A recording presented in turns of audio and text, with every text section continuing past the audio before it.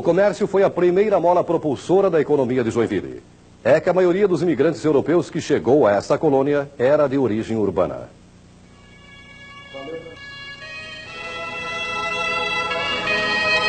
Em pouco tempo, o espírito empreendedor e uma enorme vontade de vencer auxiliaram a transformar a cidade num importante polo comercial.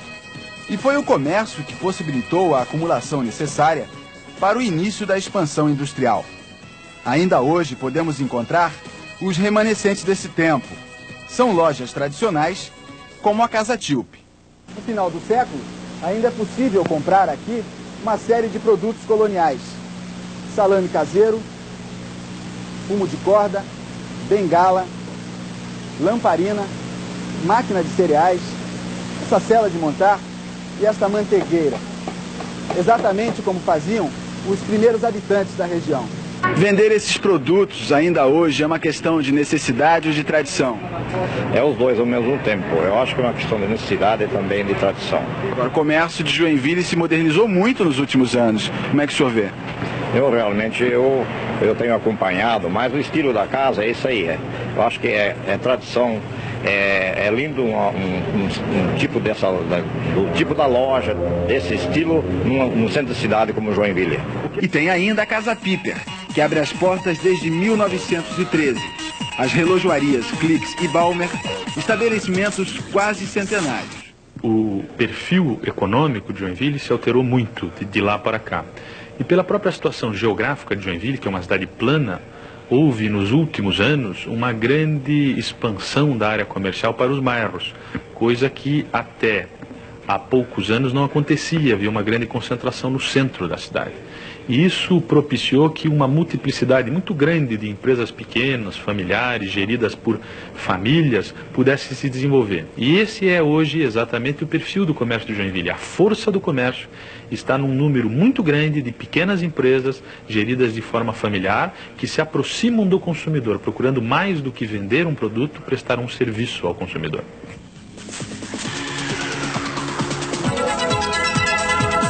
Na década de 30, o país dá seu primeiro salto para a modernidade com a quebra da hegemonia dos grandes proprietários rurais.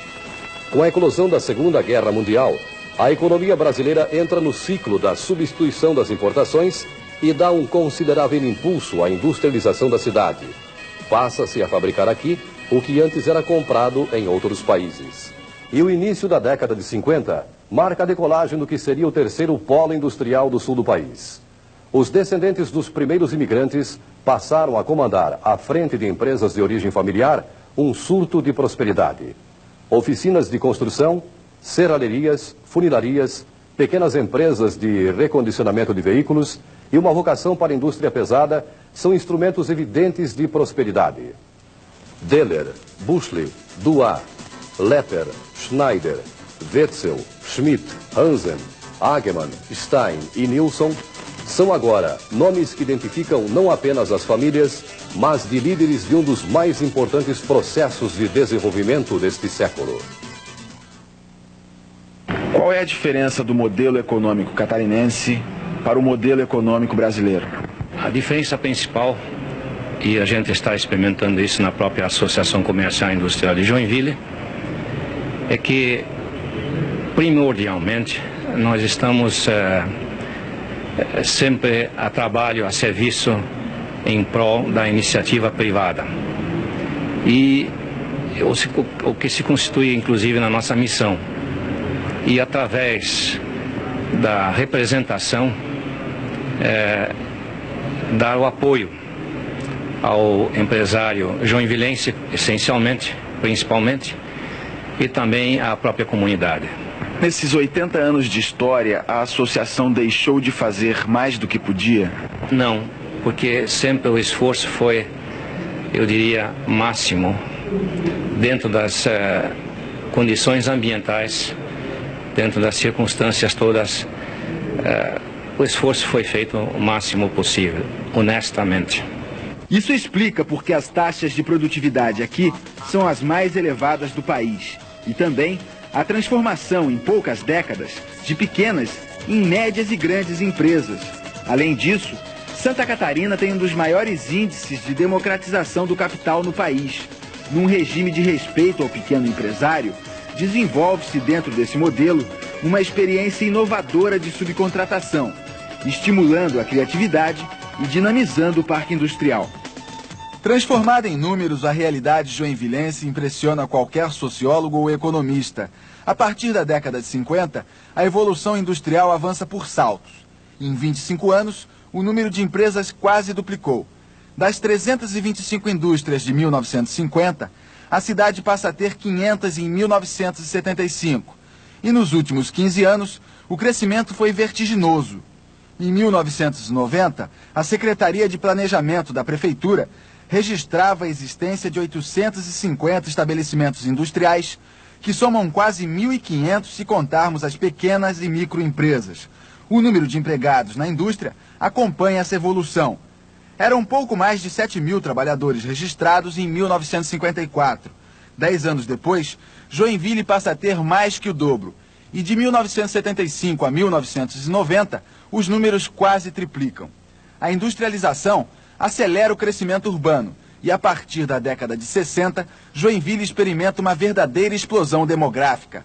A criação de novos empregos e a crescente necessidade de mão de obra atraem novas levas de imigrantes de outras regiões do país. A taxa de crescimento populacional é bem superior à média brasileira.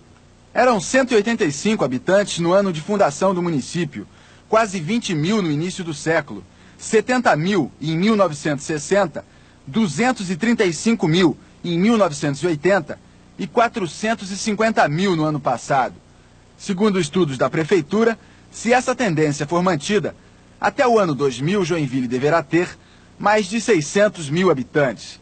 Esses números tornam Joinville uma cidade atípica no Brasil. Ela é a maior em tudo sem ser a capital.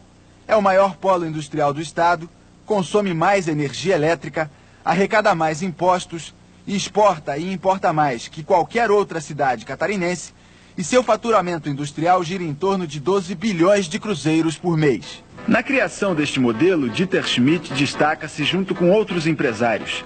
Dieter Schmidt mostra as qualidades e os valores marcantes que caracterizam os empreendedores locais. No período do chamado Milagre Brasileiro, as indústrias joinvilenses chegam a quase 600, empregando mais de 40.000 pessoas. A produção local representa 28% de tudo que o estado produz e 5% da produção industrial do sul do país. Acompanhado com muito carinho e com muita atenção toda a evolução socioeconômica de sua cidade, de sua comunidade. Isso é importante por quê? Porque o futuro da nossa cidade, o futuro da nossa comunidade, o futuro da nossa região depende essencialmente do que nós estamos preparando e, portanto, legando para o futuro. Depois de um período de recessão no início da década de 80, a economia se reaquece e novos investimentos incrementam a produção das grandes empresas. Elas modernizam as máquinas e informatizam a linha de produção. Nas empresas de origem familiar, inicia-se uma crescente profissionalização dos quadros administrativos.